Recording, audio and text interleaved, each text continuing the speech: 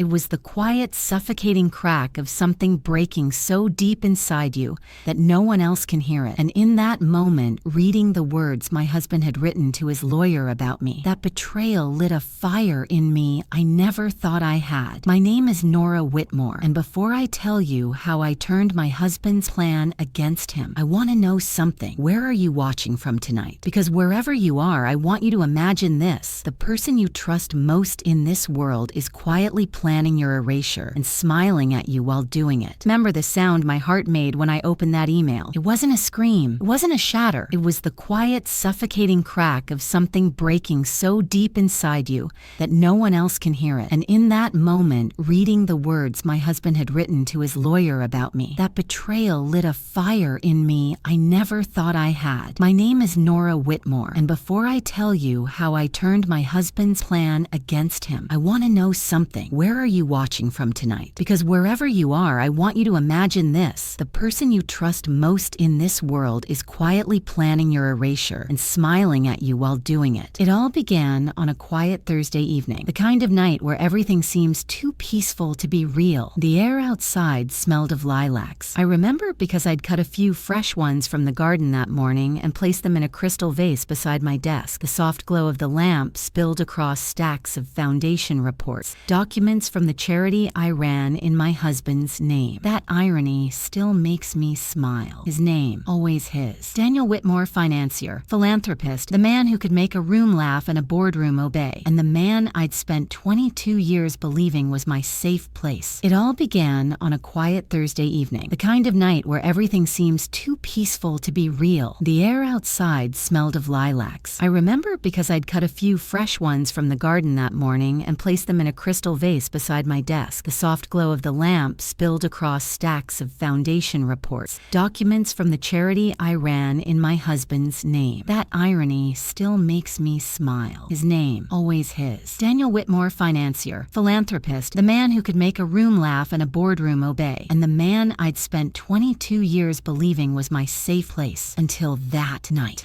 I was going through our shared inbox, the one his assistant and I both used, when a new message popped up. The subject line read, "Preliminary draft confidential." I thought it was another contract from one of his ventures. I clicked without hesitation. What opened wasn't a contract. It was a divorce petition. At first, my mind refused to process the words. It was like reading a script from someone else's life, except my name was there in bold letters. Nora Whitmore, emotionally unstable, unfit for financial control of marital assets. I scrolled down, trembling. He had already met with his lawyer 3 times. He was planning to file the following week after moving our accounts into shell companies under his name. My hands went cold. I remember the faint hum of the refrigerator, the steady tick of the antique clock above the mantel, the way the vase trembled when my elbow brushed against the desk. Everything around me stayed painfully ordinary while my world fractured. I called his name once. Just once. He was downstairs in his office, probably sipping his scotch, thinking he was untouchable. I didn't confront him that night. I couldn't. Instead, I sat there staring at the screen, scrolling through legal jargon that reduced 2 decades of love, loyalty, and sacrifice into a transaction plan. He had even discussed how to minimize reputational damage, a neat phrase for publicly destroying me quietly. I felt something shift inside me then. Not rage, not grief, something colder. A deep, focused calm, the kind that comes when your mind understands you've just stepped into a war. I stood up, walked to the window, and watched the city lights shimmer below our mansion. Every one of those lights belonged to someone's story. Mine had just changed. For years, I'd watched Daniel build his empire brick by brick. I was there through every failure, every sleepless night. When his first firm collapsed, I mortgaged my grandmother's house to fund his comeback. He'd said I was his partner in everything. I guess everything didn't include the part where he planned to erase me from my own life. When I finally shut down the laptop, my reflection in the screen looked like a stranger's eyes. Dry, posture straight, heart silent. I didn't cry. I didn't scream. I simply whispered to the woman staring back at me, "You've got 7 days. Use them well." That was the moment I decided I wouldn't beg, plead, or fall apart. No, I would move in silence just like he did. I would find out where the money went, how deep his betrayal ran, and make sure when he filed for divorce, the man who thought he held all the cards would realize the deck was already gone. And as I walked through the hallway that night, past the framed photographs of us smiling at fundraisers and galas, I couldn't help but notice how fake those smiles looked now. They weren't memories anymore. They were evidence. It's strange how quickly love can turn into strategy. But I suppose betrayal has a way of sharpening what's left of your heart into a blade. And that's how it all began. Not with a fight, not with a goodbye, but with a single silent promise. You tried to bury me, Daniel, but I was the soil you should have feared. When I first met Daniel Whitmore, he wasn't a man who wore tailored suits or owned penthouses. He was a dreamer with rolled-up sleeves, ink-stained hands, and a restless hunger to build something from nothing. And God help me, I loved him for it. I was 29 then, working as a project manager for a nonprofit that helped small-town entrepreneurs. He came in one afternoon to pitch an idea for a renewable energy startup. His proposal was rough, half of it handwritten, but his passion filled the room like sunlight through cracked blinds. After the meeting, he followed me out to the parking lot. "You didn't look at me the way the others did," he said, with that boyish grin that would later become his trademark. I remember laughing. Maybe because I actually listened. He smiled wider. "Then you're already the only one who matters." It's funny, that line used to melt me. Now it haunts me. We married 3 years later in a small chapel near Lake Geneva. I wore a simple ivory dress, and he promised me a life of partnership, not just love. We had nothing then, not even matching chairs in our apartment. But every morning, we shared the same coffee mug because we couldn't afford two. He used to say, "One day we'll look back and laugh at this." He was right. We did look back, but only one of us left. For the first decade, we were unstoppable. Daniel built his firm, Whitmore Capital, and I became his silent partner managing the philanthropic foundation we launched together. While he wooed investors, I handled logistics, branding, and outreach. My world became an echo of his. The money came slowly, then all at once. Private jets replaced road trips. Charity galas replaced family dinners. Success replaced simplicity. But with each milestone, I lost a little more of him. He began taking calls late into the night, always business emergencies. He hired young associates who adored him, hung on every word. When I'd visit his office, I could feel the unspoken message I was the relic of his past,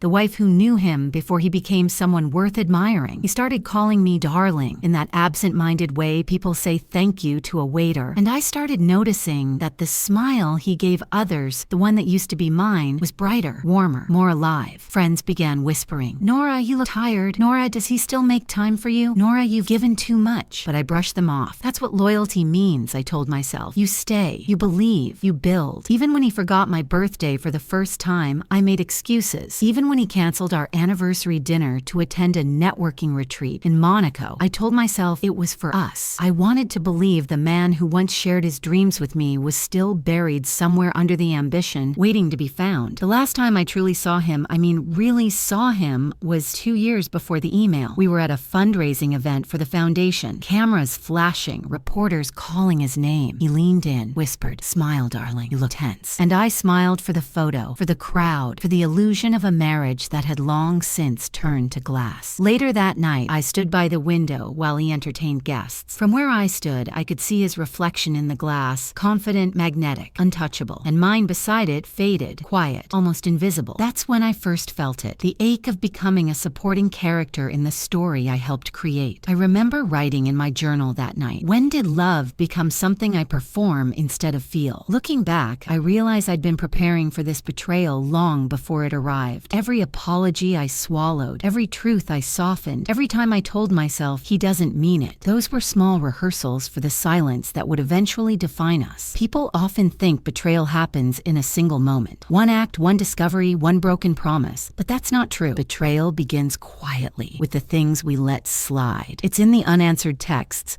the half-hearted kisses, the way someone's eyes glaze over when you speak. By the time you realize what's happening, it's already over. That night, after I found the email, I sat on the bed and looked at an old photo of us from our early days, the one where he's holding me in front of that rusty coffee shop, our shared mug between us. I used to think it was a symbol of our unity. Now I know it was a warning. There was only ever one cup between us, and he was the one drinking first. So yes, I had loved him. But love without respect is a slow kind of dying, and I was done dying quietly. The morning after I found the email, I woke up before dawn. Not because I couldn't sleep, but because I didn't want to. Sleep felt like surrender, and I had no intention of closing my eyes while the life I built was being stripped from me in silence. I brewed coffee and sat by the window, watching the first blush of sunlight crawl across the city skyline. The same view Daniel and I used to admire together. He always said, "This city rewards the bold, Nora." He wasn't wrong, but that morning I decided bold boldness wasn't his virtue anymore. It was going to be mine. For 22 years, I'd played the role of the quiet partner, the steady one, the woman behind the man. I knew his world better than anyone. The companies, the accounts, the partners who pretended loyalty while measuring their own gain.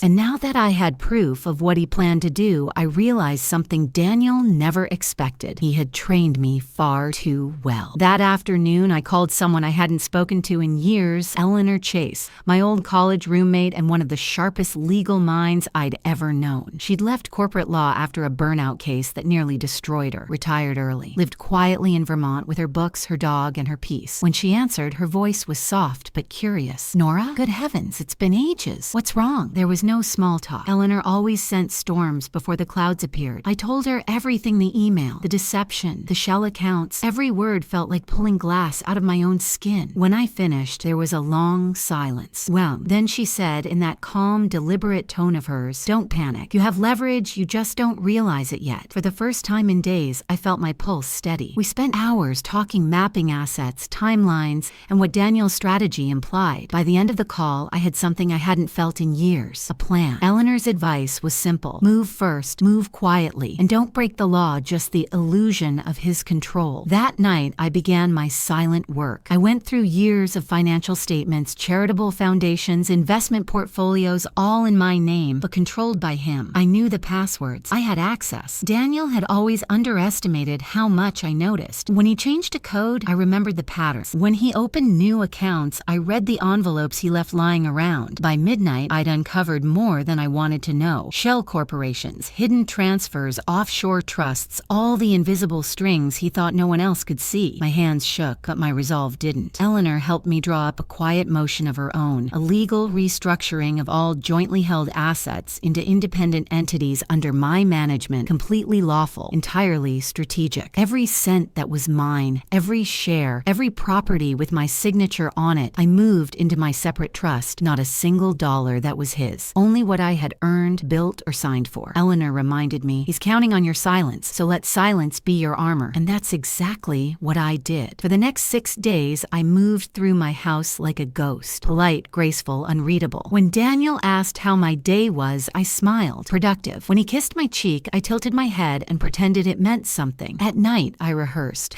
Every word, every possible confrontation, every question he might ask when things started to unravel. The key was calmness. The more predictable he thought I was, the more blind he'd become to what was happening right under his nose. By the end of the week, I had quietly transferred over $500 million, half of our net worth, into the trust. All transparent, all traceable, all mine, and all beyond his reach. When I logged out of the final account, I sat back in my chair and let out a long, steady breath. The silence of the room felt different now, not hollow, but powerful. For the first time in years, I wasn't waiting for Daniel's next move. He was waiting for mine, and he didn't even know it. That night, he came into the room late, smelling of scotch and arrogance. He smiled absently. "You're up late again. Working on your charity reports?" "Yes," I said softly, not looking up. He chuckled. "Always so dedicated, Nora." If he'd looked closer, he might have noticed the faint curve of satisfaction in my smile, because I was dedicated not to him, but to the woman he had underestimated for far too long. When he kissed the top of my head and said goodnight, I waited until I heard his footsteps fade upstairs. Then I whispered to myself, "You built your empire on my silence, Daniel. Let's see how it survives my voice." And in that dimly lit study, with the city humming quietly below, I felt something powerful rise in me. Not vengeance, not hate, but clarity. The calm before my storm. They say silence can protect you, but it can also expose you. By the end of that week, I had learned how to wear mine like a second skin. Soft, calm, impenetrable. Daniel, on the other hand, was beginning to sense something. It started with small things. A glance that lingered too long. A question he didn't expect me to answer so confidently. A pause in a conversation that made him look up from his phone just a little too quickly. "Everything all right, Nora?" he asked one evening, standing in the doorway of my study. He was holding a tumbler of whiskey, the golden liquid catching the light as he swirled it with that self-assured air he'd perfected over the years. "Of course," I replied, meeting his eyes evenly. "Why wouldn't it be?" He studied me for a second too long before smiling. "No reason. You just seem different lately." I smiled back. Maybe I finally learned how to breathe. He laughed, that low, charming laugh that once made me weak, but now it sounded hollow. Practiced. like every other part of him. Over the next few days, I noticed the shift. He became more attentive, flowers at breakfast, surprise lunches, a weekend invitation to our lake house. It wasn't affection. It was suspicion dressed as romance. Daniel Whitmore didn't give without reason. I accepted it all. I smiled. I played along. I made him believe he was still in control, still the conductor of this performance, never realizing that I had rewritten the entire score. Then one evening, I found the proof that shattered whatever illusion of him still lingered. We were hosting a small dinner party, two of Daniel's business partners and their wives, the kind of evening that smelled like old money and false laughter.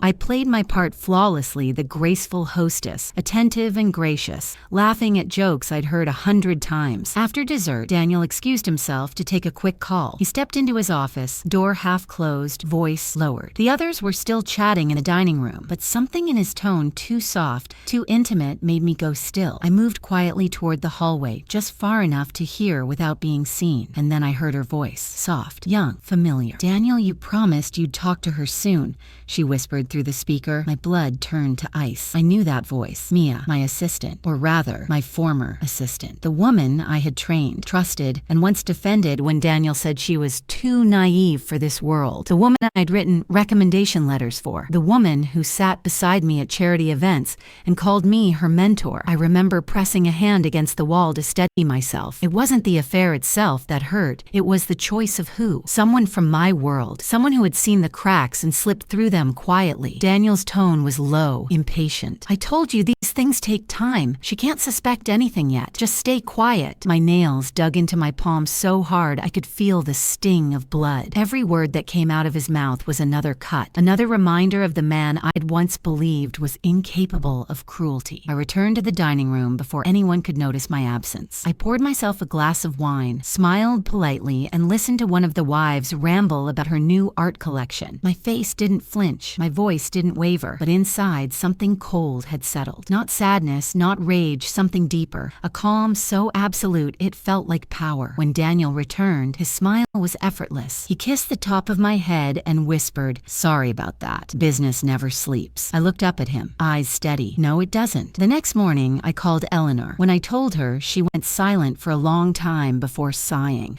"Oh, Nora, I hope you understand now. This isn't about love. It's about dominance. Men like him only feel safe when someone else is beneath them." "I know," I said, "and that's exactly why I'm done standing below." That night, I prepared dinner as if nothing had happened. He talked about his day, his deals, his meetings, never realizing every word was being recorded on the small device hidden under the table. I had decided that if Daniel wanted to play games, I'd bring the rule book he didn't know existed. After dinner, as he poured himself another drink, he looked at me with that teasing smirk. "You've been quiet lately, Nora. Should I be worried?" I met his gaze, calm and deliberate. "Only if you've given me a reason to be." He laughed, but his eyes didn't. And for the first time in years, I saw something flicker behind them. Not confidence, not arrogance, fear. When he went upstairs, I sat in the darkened living room, the city lights glimmering outside like distant stars. I thought of Mia, of the trust I'd given her, of the love I'd wasted on him. And then I whispered to the empty room, "Soon, Daniel. Very soon." After that night, the house stopped feeling like home.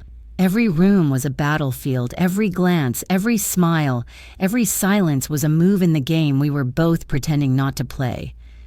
Daniel thought he was hunting a woman too fragile to fight back. He didn't realize the quiet was no longer my weakness, it was my weapon. I began with precision. Every morning, I followed my usual routine breakfast at 8, charity calls by 9, meetings until noon. On the surface, nothing had changed, but underneath, every moment was calculated. I was documenting, recording, tracing. Each account number, each unexplained transaction, every whispered lie that left his mouth. Eleanor had taught me the art of building a case, not in anger, but in detail. "Rage burns fast," she told me during one of our late-night calls.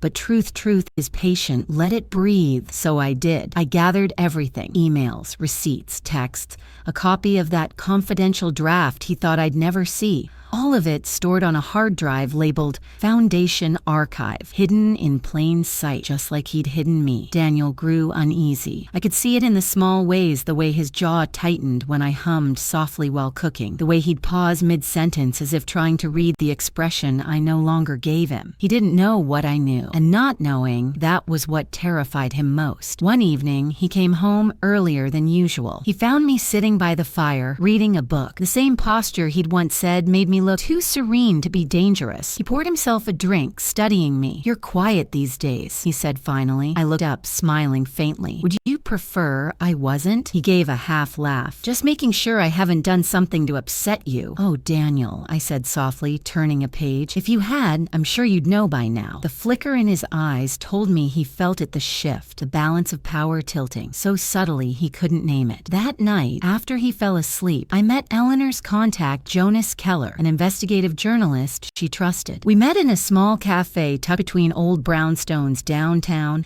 the kind of place where no one looks at you twice. Jonas was quiet, observant, the kind of man who weighed words before using them. I handed him the drive. "What's on this?" he asked. "The truth," I said. "Enough of it to bring down a man who thinks he's untouchable." He nodded slowly. "And why give it to me?" "Because some truths need an audience," I replied. He promised to verify everything first. No leaks, no mistakes. That's what I liked about him. He didn't crave the spectacle, just the integrity of exposure. By the time I returned home, Daniel was in his office on another late-night call. His voice was sharp, irritated something about a pending deal that wasn't going as planned. He slammed his glass on the desk. "I don't care what it costs. Fix it." I lingered by the door, just long enough to see the man behind the mask, the arrogance stripped, the fear seeping through. The next morning, he tried to access one of the accounts he thought he controlled. I watched from the kitchen window as he stormed outside, phone pressed to his ear, shouting at his lawyer. I didn't need to hear the words, I knew the tone. Panic. When he came back inside, his expression was smooth again, but his hands were shaking slightly. "Nora," he said, voice low, "did you make any changes to our accounts recently?" I raised my eyebrows, feigning surprise. "Changes? No. Should I have?" He studied me for a long moment, then forced a smile. "Of course not. Just checking." As he left the room, I whispered under my breath, "Checkmate." That afternoon, he filed the divorce petition, just as his lawyer had planned. Except now, when they tried to freeze the assets, they found half the fortune already secured, protected under my trust, documented and untouchable. Daniel was livid. He confronted me that evening, voice sharp, mask cracking. "What the hell did you do?" I tilted my head. "I don't know what you mean." "You moved the money." "I moved my money, Daniel. Legally, transparently. Every dollar you left in my name." He stepped closer, eyes blazing. "You planned this." I met his gaze, calm and steady. "Funny," I said softly. "That's exactly what you did." For a long moment, we just stared at each other, husband and wife, partners turned predators. Then he turned away, muttering something under his breath, and stormed out the door. The echo of it closing was the sound of something ending. Not love, not loyalty, but pretense.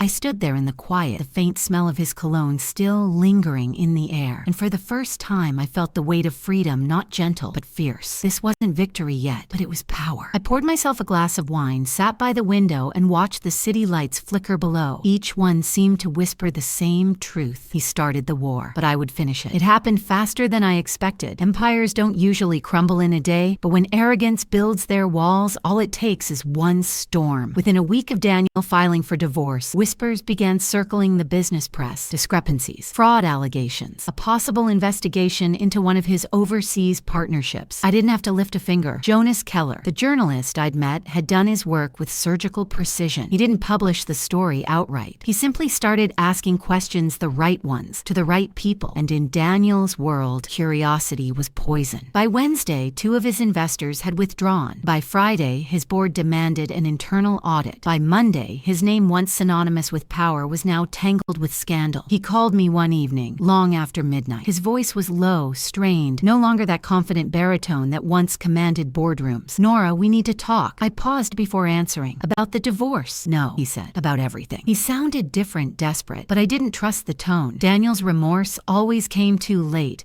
and only when the consequences finally reached him. Still, part of me, that foolish, soft part that still remembered our beginnings, needed to hear what he had to say. When he arrived, he looked smaller somehow. Not in size, but in presence. His eyes were bloodshot, his tie loosened, his hands trembling faintly. He poured himself a drink, but didn't touch it. "I don't know how things got this bad," he started, pacing. "Someone's trying to destroy me." Oh, I folded my arms. "Or maybe you're just finally facing what you built." His eyes flickered. "You think I deserve this?" I met his gaze. "You planned to leave me, Daniel. You hid assets. You betrayed every vow we made." He shook his head, almost childlike. "It wasn't like that." "Then tell me," I said softly. "How was it?" He sat down, heavily exhaling. "I thought you'd never fight back," he said finally. "You were too gentle, too trusting." He gave a bitter laugh. "I underestimated you." I tilted my head. "You didn't underestimate me, Daniel. You erased me, and that was your first mistake." He rubbed his face, leaning forward. "I don't want to lose everything, Nora. Help me fix this, please." It would have been so easy to say yes, to fall into that old rhythm, the fixer, the peacemaker, the woman who cleaned up his chaos. But I wasn't her anymore. I stood, crossing to the window. "You know," I said quietly, "I used to think forgiveness was love, that if I just understood you deeply enough, you'd see me. But love isn't about letting someone burn your world down and calling it devotion." He didn't respond. His silence was an admission. Then the moment that sealed everything. My phone buzzed. A message from Jonas. "The investigation went public. It's everywhere by morning." Daniel must have sensed the shift in me. He looked up sharply. "What is it?" I turned to him, eyes steady. "The truth, Daniel. It's coming for you." He went pale. "What did you do?" "I didn't destroy you," I said softly. "You did that yourself. I just stopped protecting you from the consequences." He stood suddenly, knocking over his glass. "You've ruined me." "No," I said, voice calm. "You ruined us. The rest, that's just karma catching up." He stared at me, breathing hard, chest rising and falling like a man watching the end of his empire, because he was. I could almost see it behind his eyes, the realization that for all his schemes, he'd been outmaneuvered by the person he'd dismissed as harmless. When he finally spoke again, his voice was barely a whisper. "I loved you, you know. Maybe once," I said. "But love without respect isn't love. It's ownership." He left without another word. The door closed quietly behind him, but the silence that followed was deafening. That night, I sat alone by the fire, the same spot where months ago I'd sat pretending not to see the cracks forming in my marriage. Only now, I didn't feel small. I felt steady. When the morning headlines hit, they were brutal. Whitmore Holdings under federal investigation. CEO Daniel Whitmore accused of financial misconduct. And in one smaller article, buried near the end, an interview with Nora Whitmore, highlighting her charitable work and her newly formed foundation for women navigating financial abuse. That was the moment I realized something profound. Daniel's downfall wasn't my victory. My peace was. I closed my laptop, took a long breath, and whispered to myself, he tried to take everything. But what he gave me instead was clarity. And that, I thought, was the real inheritance. The weeks that followed felt surreal. There were no more slammed doors, no more whispered calls behind locked rooms, no more pretending I didn't know. The war was over. Not with a bang,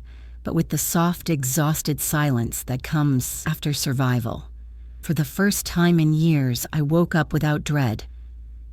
My house now was filled with sunlight instead of tension. The garden outside, which Daniel had always ignored, seemed alive again. Maybe it had always been that way. Maybe I was just finally seeing it clearly. The news cycle burned fast and cruel. For a few days, Daniel Whitmore's name was everywhere. Headlines, interviews, analysis. Then it faded, replaced by the next scandal, the next fall from grace. But for me, the echoes remained. People reached out, some with sympathy, others with questions. How did you know? How did you have the courage? I never had one answer. The truth is, I didn't feel courageous most of the time. I just knew that silence would cost me more than action ever could. I remember sitting in the kitchen one morning, a cup of tea warming my hands, when Eleanor called. Her voice was bright, proud. "You did it, Nora." I laughed softly. "I didn't destroy him, if that's what you mean." "No," she said. "You did something harder. You reclaimed yourself." Her words lingered long after the call ended. That afternoon, I drove to the foundation office, the small space downtown that bore my new name, the Whitmore Initiative for Women's Financial Independence. It felt strange seeing it printed on the glass door. The irony wasn't lost on me. Daniel's name now stood for empowerment, not exploitation. Inside, a few volunteers were already sorting files, planning the first outreach event. Young women, older women, each one carrying her own quiet story. When I introduced myself, one of them smiled and said, "You're the reason I left. I saw your story and I thought if she can start over, maybe I can too." Her words nearly broke me, because that not revenge, not wealth, not vindication was the true victory. Later that evening, I found myself walking along the river, the same path Daniel and I had walked countless times before. Back then, he'd always led the way, talking about deals, futures, power, power as if the city itself bowed to him. Now, I walked alone, slower, steadier. The city didn't belong to anyone, least of all to men like him. I paused at the bridge, watching the lights shimmer on the water. The reflection reminded me of something Eleanor once said. Some storms don't come to destroy you, Nora. They come to clear your path. I smiled. The path ahead was wide open now. A few weeks later, Daniel requested a meeting. His assets were frozen, his reputation shattered. He was no longer the man who could fill a room with authority. I agreed to see him, not out of curiosity but closure. We met in a quiet cafe, the same one where I'd once met Jonas. Daniel looked older, smaller somehow. "Are you happy?" he asked, after a long silence. The question caught me off guard. I took a sip of my coffee before answering. "Yes," I said finally. "For the first time in a long while I am." He nodded slowly, staring down at his hands. "I never thought you'd be the one to beat me." I smiled gently. "That's because you never saw me as someone who could." There was no anger left in me, no satisfaction either. Just peace. Quiet, dignified peace. As I stood to leave, he reached for my hand, but I pulled away softly. "Goodbye, Daniel." He didn't follow me, and I didn't look back. That night, I drove home with the windows down, the wind tangling my hair, the city lights stretching endlessly ahead. I thought of every